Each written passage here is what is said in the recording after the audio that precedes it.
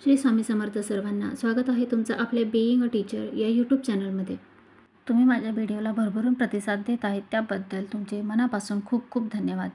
आणि चॅनलला अजून सबस्क्राईब केलं नसेल तर नक्की सबस्क्राईब करा आणि बेलचं बटन प्रेस करायला विसरू नका, जेणेकरून मी अपलोड केलेल्या व्हिडिओचं नोटिफिकेशन तुम्हाला सगळ्यात अगोदर मिळेल। आणि हो, माझे व्हिडिओ तुम्हाला आवडत असतील तर नक्की लाईक करा आणि शेअर करा। तर आज मी तुम्हाला उन्हाळ्याच्या सुट्टीत मुलांना घरातच गुंतवून कसे ठेवायचे त्याबद्दल माहिती सांगणार आहे। बाहेर खूप ऊन असल्यामुळे आपण त्यांना बाहेर जास्त वेळ खेळायला पाठवू शकत नाही आणि मग मुलं सतत घरात खेळून बोर होतात। यावर उपाय म्हणून आपण मुलांना सुट्टीमध्ये त्यांच्या आवडीच्या गोष्टी करायला प्रोत्साहन देऊ शकतो। उन्हाळ्याची सुट्टी म्हणजे फक्त मजा मस्ती नाही, तर आपल्या मुलांमध्ये जे आंतरिक गुण उपजत असतात ते गुण विकसित करण्याचा काळ म्हणजे उन्हाळ्याची सुट्टी। उन्हाळ्याची सुट्टी म्हणजे मुलांचे ज्ञान कौशल्य वाढवण्याची संधी। तर आपण आपल्या मुलांना कोणकोणत्या गोष्टीमध्ये प्रोत्साहन देऊ शकतो, तर त्यातील पहिली गोष्ट म्हणजे त्यांना आवडणाऱ्या गोष्टी त्यांना शिकवणे किंवा करायला लावणे।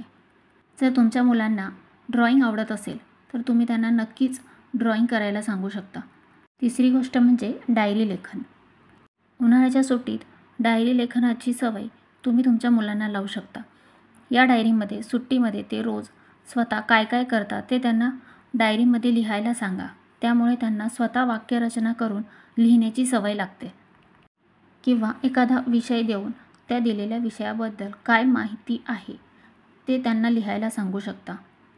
तर अशा प्रकारे तुम्ही तुमच्या मुलांना उन्हाळ्याच्या सुट्टीमध्ये वेगवेगळ्या गोष्टींमध्ये गुंतवून ठेवू शकता। सुंदर अक्षर हाच खरा दागिना असं आपण नेहमी म्हणतो। सुंदर अक्षर हे आपला आरसा असतात। जसे भाषेचे काही नियम असतात तसेच अक्षरं काढताना काही गोष्टी लक्षात ठेवाव्या लागतात।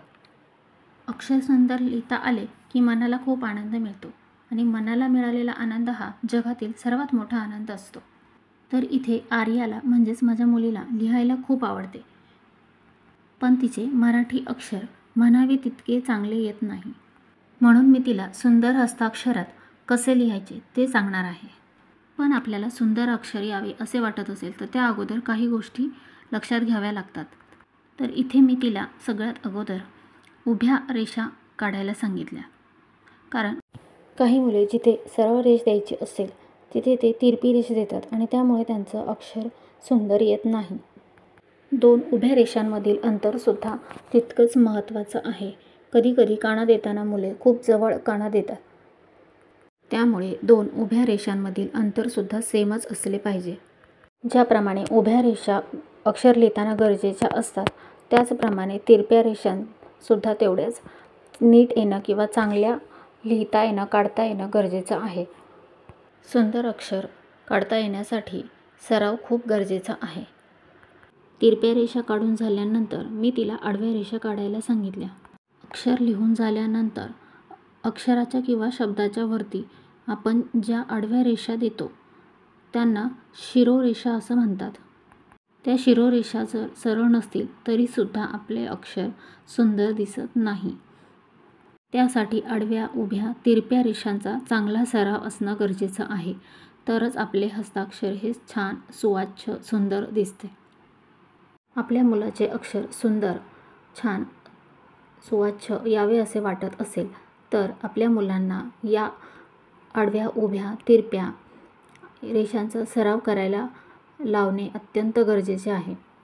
आणि शुद्ध लेखनासाठी किंवा सुंदर हस्ताक्षर काढण्यासाठी 2 लाईनच्याच नोटबुकचा वापर करावा, जेणेकरून आपल्या मुलांच्या हस्ताक्षराची उंचीही एकसारखी येते, त्यांना एकसारखं अक्षर काढायला मदत होते।